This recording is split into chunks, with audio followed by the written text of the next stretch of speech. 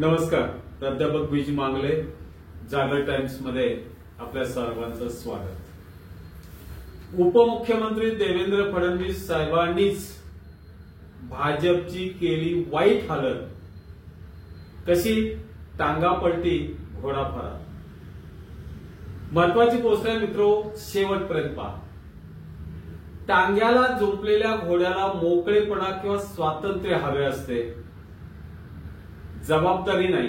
रुबाब पाहिजे पण अधिकारही पाहिजे, पण जबाबदारी काही नको, श्रम नको आहे. एकदा रस्त्यावरील एका दगडावरून टांगा उलटा पलटा झाला, घोडा आपोआप मुक्त झाला, मोकळा झाला. माझा आणि या अपघाताचा काहीच संबंध नाही असा तटस्थ होऊन त्या टांग्याकडे बघू लागला. मित्रो, अशीच काहीशी परिस्थिती देवेंद्र फडणवीस साहेबांच्या बाबतीत सुद्धा आज घडले असं मला वाटतं. राज्यातील सर्वाधिकार भाजप आणि त्यांच्या घटक पक्षाचे अमित शहा साहेबांनी देवेंद्र फडणवीस साहेबांना दिले. अर्थात लोकसभेला तर आणखी अधिक जबाबदारी दिली होती. 2019च्या निवडणुकीत बीजेपीला 23 जागा, सहकारी शिवसेनेला 18 जागा, अशा 41 खासदार निवडून आले होते. आज म्हणजे लोकसभे निवडणुकीच्या वेळेला महाराष्ट्राचा वाटा हा वाढला पाहिजे या दृष्टीने लोकसभेसाठी अमित शहा आणि मोदींनी महाराष्ट्रातून किमान 40 जागा याव्यात अशी माफक अपेक्षा व्यक्त केली. शिवसेना एकनाथ शिंदे गट म्हणजे शिवसेना ओरिजिनल, राष्ट्रवादी अजित पवारांचा गट किंवा राष्ट्रवादी, हे अधिकचे 2 गट भाजपला जोडून सुद्धा काहीच झालं नाही. फडणवीस साहेब हवेतच होते. आपण जाता 48 पैकी 45 जागा जिंकू असं सातत्यानं सगळ्या माध्यमाला सांगायचे. राजकारण त्यांना चढलं होतं, एन्जॉय करत होते. शरद पवार साहेबांचे घर फोडल्याबद्दल फारच त्यांना आनंद झाला होता. तर नेहमी उद्धव ठाकरेंना आता आपण संपवणार याच्या आनंदाच्या उकळ्या त्यांना फुटत होत्या. पण त्यांना माहित नव्हतं शिवसेना काय किंवा राष्ट्रवादी काय. तुम्ही वेगळ्या करून घटनेच्या कलम 10व्याला हरताळ फासून माणसं वेगळी केली हो, पण तुम्हाला विचार मतदारापासून वेगळा करता येणार नाही. तो कार्यकर्त्याच्या आणि मतदाराच्या मनातच राहिला. नेत्याच्याही मनात काही वेगळंच असतं, हे लक्षात ठेवा. निवडणुका झाल्या लोकसभेच्या, भाजपला केवळ 9 खासदार निवडून आणता आले, म्हणजे त्यांचा चेहरा बघण्यासारखा झाला. पण त्यांनी त्या घटनेचं आपलं काहीतरी सोर्स होतं काय अशा पद्धतीनं ते काही वागत नव्हते. झालेला अपघात हा आपल्यामुळे झालाय असं ते मानायलाच तयार नव्हते. भाजपच्या जबाबदारीतून ते मुक्त झाले एवढंच त्यांच्या चेहऱ्यावर दिसत होतं. त्यांनी पवित्रा बदलला. भाजपच्या या मोठ्या धुळधाणीला आपण जबाबदार नसून अनेक घटक जबाबदार आहेत असे ते आणि त्यांचे भक्त म्हणू लागले. केंद्राचे शेतकऱ्याविरोधातले धोरण, कांद्याचे दर आणि त्या कारणीभूत सांगू लागले. पक्षाच्या साथीने निर्माण केलेले आमदार खासदार त्यांच्या मदतीला धावून आले आणि त्यांनी परिस्थिती आणि परत सगळी निभावून नेली आणि पक्षावर पुन्हा आपली मान ठोकली. आज भारतीय जनता पार्टीचे ते पुन्हा राज्यातील सर्वे सर्वा आहेत. अगदी उमेदवार निवडीचे अधिकार सुद्धा अमितभाई शहानी हे त्यांनाच दिलेले आहेत. मित्रो, ऐकली गंमत. यापूर्वी तर स्वतःच्याच पक्षातल्या अनेकांची त्यांनी वाट लावलेली आहे. कारण एकच, जी मंडळी मुख्यमंत्री होऊ इच्छित होती त्या सगळ्यांचा त्यांनी काटा काढला असं एक परिस्थिती दिसून येते. त्यामध्ये प्रामुख्यानं एकनाथ खडसे असतील, पंकजा मुंडे, विनोदभाई तावडे या सर्वांचा समावेश आहे. सत्ता मिळताच सगळ्यांचा काटा काढला. केंद्राला हाताशी धरून तपास यंत्रणाच्या साथीने शरद पवार साहेबांचे घर फोडले, शिवसेना फोडली, राज्यात धुमाकूळ घातला. आजही राज्यातील परिस्थिती भाजपची चांगली नाही, हे केंद्रातील भाजपच्या लोकांनी लक्षात घ्यावं. त्यामुळेच तर राज्यात सातत्याने निवडणुका पुढे पुढे ढकलतायत ना. देवेंद्र फडणवीस शासित असणाऱ्या राज्यात नाममात्र शिंदे साहेब हे मुख्यमंत्री पदावर आहेत. तो सगळे जाणतात, सगळ्यांना माहिती आहे फडणवीस साहेबच प्रमुख आहे. राज्यात इतका गोंधळ घालून त्यांनी ठेवलाय की महायुतीला हादरे देणारे अनेक असे विषय त्यांनी निर्माण करून ठेवले. इतकं राजकारण क्लिष्ट करून ठेवलंय की भाजपला पुन्हा सत्तेवर येणं हे अशक्य करून टाकलंय केवळ फडणवीस साहेबांच्या कर्तृत्वानं, असं मला वाटतं. मी सगळ्यात पहिला महत्वाचा विषय सांगतो, मराठा आरक्षण. हा अत्यंत चुकीच्या पद्धतीने त्यांनी हाताळला. मराठ्यांना ओबीसी प्रवर्गातून आरक्षण द्यायचं नाही हे त्यांनी ठाम मांडलं. अरे पण त्यांच्या नोंदी आहेत, त्या नोंदी तपासून, त्यांचे रेकॉर्ड तपासून, वेगवेगळे गॅजेट्स बघून त्यांना प्रमाणपत्र दिली पाहिजे, तो त्यांचा कायदेशीर हक्क आहे.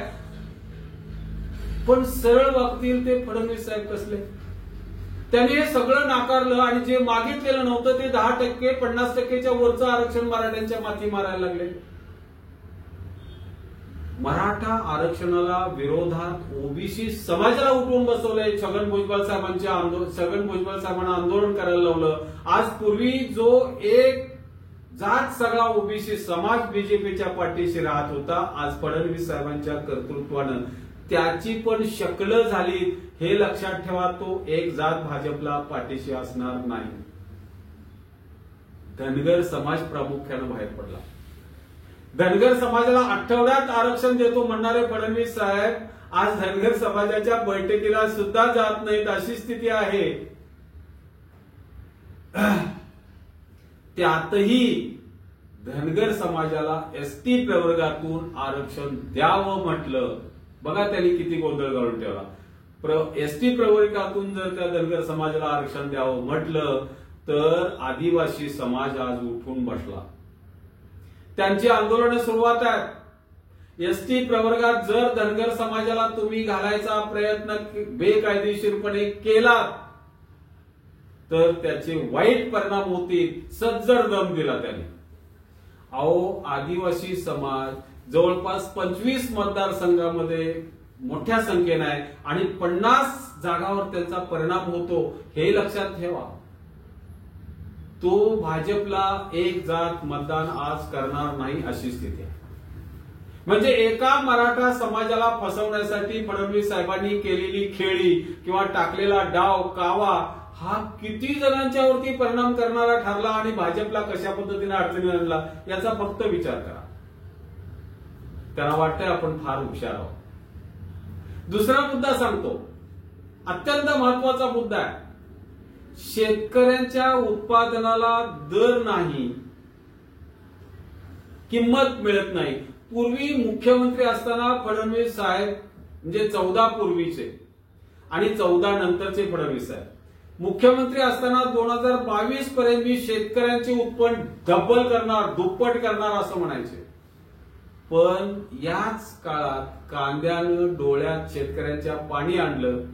आज सोयाबीन 10 वर्षांनं सुद्धा हमी भावानं सुद्धा आज विकला जात नाही, ही वास्तवता आहे. साखरेचे दर सातत्यानं पाडले जातात जाणीवपूर्वक. या सगळ्यातून शेतकरी आत्महत्या करतोय हे वास्तव ते स्वीकारायला तयार नाहीत. हे त्यांना समजत नाही असं नाही, पण मराठा असतील, शेतकरी असतील यांना मदतच करायची नाही, त्यांना अडचणीत आणायचा हाच मूळ मुद्दा त्यांच्या डोक्यात बसलाय असं दिसतं. तिसरा महत्वाचा मुद्दा सांगतो. अहो, राज्यात ड्रगचे साठे सापडले. तेवढंच काय, फॅक्टरी सापडली. ज्या खात्याची जबाबदारी होती ती पोलीस यंत्रणा सक्षम झाली नाही असंच म्हणावं लागेल. तर आपला या खात्याशी जणू काही संबंध नाही, अशा पद्धतीने ते माध्यमाला आपलं मत व्यक्त करताना दिसतात. राज्यातील युवा नशा करून संपून जाण्याची भीती आहे, पण तरी देखील कडक कारवाई कुठेही होताना दिसत नाही. हा आपला तो फरका, यातच फडणवीस साहेब गुंतलेत असं वाटतं. फडणवीस साहेबांच्या नाकामपणाचा चौथा मुद्दा सांगतो. बदलापूर येथील संघ संचलित एका शाळेतील 2 चिमुरड्यावर अत्याचार झाला. अहो, साधी पोलीस केस नोंद करायला त्या कुटुंबाला पोलिसांनी मदत केली नाही. अख्खा ज्यावेळा अखंड बदलापूर ज्यावेळा रस्त्यावर आलं, रेल्वे रोको झाले, रस्ते रोको झाले, म्हणजे सगळा बदलापूरकर रस्त्यावर आला, त्यावेळेला त्याची केस किंवा तक्रार नोंद केली गेली. किती वाईट घटना, किती पोलिसांचं दुर्लक्ष आहे. आजही या शाळेचे प्रमुख आपटे हे फरार आहेत, ते सापडत नाहीत म्हणे पोलिसांना. या जबाबदारीशी जणू काही माझाही संबंध नाही, तो मी नव्हेच, अशा पद्धतीनं फडणवीस साहेब म्हणजे या आविर्भावात फडणवीस साहेब बोलतात. जबाबदारी नाही, भाजपला ते अडचणीत आणतायत. त्या भागातला सगळा माणसं ही भाजपच्या विरोधात आहे. 5वा पण अत्यंत गंभीर, फडणवीस साहेबांच्या आणि बीजेपीच्या नाकामपणाचं उत्तम उदाहरण म्हणजे छत्रपती शिवाजी महाराजांचा मालवण राजकोट किल्ल्यावरील पुतळा 8 महिन्यात कोसळला. किती वाईट घटना आहे सांगा ही या अलीकडच्या काळात. संपूर्ण महाराष्ट्रात भाजपची छितू झाली. छत्रपतीच्या पुतळ्याच्या प्रकरणात देखील गैरव्यवहार होतो हे समाज माणसांना पटायला तयार नव्हतं. सामाजिक क्षेत्रात तुम्ही काम करण्यास अयोग्य आहात हेच दर्शवते अशी मतदारांची आज खात्री झाली, हे लक्षात ठेवा तुम्ही. म्हणून म्हणतो भाजपला अडचणीत आणलं फडणवीस साहेबांनीच. 6वा मुद्दा सांगतो. राज्यातील प्रशासकीय यंत्रणा पूर्णपणे संपुष्टात आले अशी स्थिती आहे. कुठल्याही गावात जा, कुठल्याही शहरात जा, संपूर्ण राज्यातील रस्ते आज वाहतुकीस अयोग्य बनले. सगळीकडे खड्ड्यांचं साम्राज्य आहे. ग्राम पातळीपासून सचिव पातळीपर्यंत सगळीकडे यंत्रणेतील कर्मचारी सर्वसामान्य माणसाला जराही किंमत देत नाहीत. गडकरी साहेब म्हणतात तसं कागदावर वजन ठेवल्याशिवाय कागद पुढे जात नाही. भ्रष्टाचार वाढला हे तेच सांगतात. म्हणजे ही परिस्थिती निर्माण करण्यास तुम्ही थेटपणे जबाबदार नसाल, पण तुम्ही त्या यंत्रणेचे प्रमुख म्हणून, उपमुख्यमंत्री म्हणून आणि या राज्याचे प्रमुख, या तिन्ही घटकाचे प्रमुख म्हणून फडणवीस साहेब तुम्हीच आहात, हे लक्षात ठेवा. ही व्यवस्था सुधारण्यासाठी काही करणार आहात की नाही, तुमची काही जबाबदारी आहे का नाही, हे समाजातील जनता तुम्हाला सातत्याने विचारते आहे. पण तुम्ही आपलं तो मी नव्हेच, माझा त्याच्याशी काही काडीचा संबंध नाही, ही तुमची अलिप्तपणाची भावना लोकांना आवडलेली नाही. भाजप अंतर्गत फडणवीस साहेबांचा गट पॉवरफुल आहे. क्रिश महाजन, लाड, शेलार, दरेकर असे जोरात आहेत. पण इतरांचं काय, ते भाजपमधील इतर आमदार आपल्याला कोणी विचारत नाही म्हणून गप्प बसून आहे. पंकजा मुंडेंच्या सारख्या सशक्त नेत्या सुद्धा आज क्षीण झाल्यासारख्या कोपऱ्यात बसून आहेत असं दिसतं. केंद्रीय मंत्री रावसाहेब दानवे पडले, त्यांच्या विरोधात अब्दुल सत्तार हे पक्षाचेच नसले तरी शिवसेनेचे मंत्री, पण या दोघांचं मिटवण्याचा प्रयत्न केला असं दिसून आलं नाही. अशा अनेक घटना भाजप अंतर्गत कुरबुरी आपल्याच पक्षातील किंवा या पक्षांतर्गत नेते मंडळींच्यातील कुरबुरी आहे, पण त्या मिटवण्याची जबाबदारी कुणीच घेत नाही. तुम्ही म्हणू शकत नाही तो मी नव्हेच, तुम्ही म्हणू शकत नाही या घटनेचा माझही काय जबाबदारी, माझा काय संबंध, हे तुम्ही म्हणू शकत नाही. मुद्दा सांगतो, तपास यंत्रणांच्या मदतीने आणि केंद्राच्या सहकार्याने तुम्ही राष्ट्रवादी पक्ष फोडला, शिवसेना फोडल्या, मोठ्या गर्वाने सांगितलं. मी परत आलो ते 2 पक्ष फोडून आलो. वा, ठीक आहे, पक्षाच्या दृष्टीनं ते ठीक आहे. पण या 2 पक्षांच्या फोडल्यानंतर लोकांच्या प्रतिक्रिया कधी ऐकलात का? त्या प्रतिक्रियावर तुम्ही काही काम केलंय का? लोकांच्या मनातील नाराजी दूर करण्यासाठी फडणवीस साहेब तुम्ही काय श्रम घेतलेत हे सांगा ना एकदा पक्षांतर्गत. अहो, असे अनेक मुद्दे सांगता येतील, पण फडणवीस साहेब म्हणतील की यातल्या कुठल्याही गोष्टीला थेटपणे मी जबाबदार नाही. हे लोकसभेला ठीक होतं, त्याला अपयश आलं, त्यावेळेला एक प्रकारे जबाबदारी झटकला. तुम्हाला तुमच्या बगलवरच्या आमदारांच्या मदतीनं परिस्थिती सांभाळून नेला. आता उद्या तोंडावर विधानसभा आहे.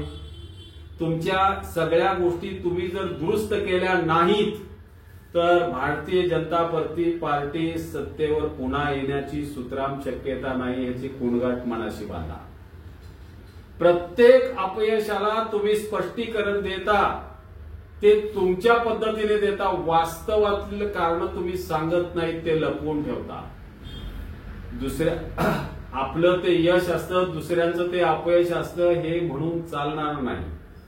राज्यातील कायदा आणि सुव्यवस्था हाताळण्याची प्रमुख जबाबदारी त्या खात्याचे मंत्री म्हणून तुमच्यावर आहे, याची तुम्हाला जाणीव असली पाहिजे. असा एक मतदार वर्ग आहे या राज्यात, एक मतदार वर्ग आहे की जो मध्यमवर्गीय, सुशिक्षित आणि बुद्धिवादी आहे, थोडा मित्र आहे. तुमच्या या यंत्रणेची त्यांनी भीती घेतलेली आहे, पण उद्या तो मतदान भाजपला करेल कशावरून आज तर दिसत नाहीये, पण त्यानं मतदान करावं म्हणून तुम्ही काही करताना दिसून येत नाही. भाजपचा टांगा पलटी झालाय आणि हा घोडा फरार झालाय, यात शंका दिसून येते. धन्यवाद. माझी पोस्ट आपल्याला कशी वाटली हे कमेंट करून सांगा आणि लाईक, शेअर आणि सबस्क्राईब करा.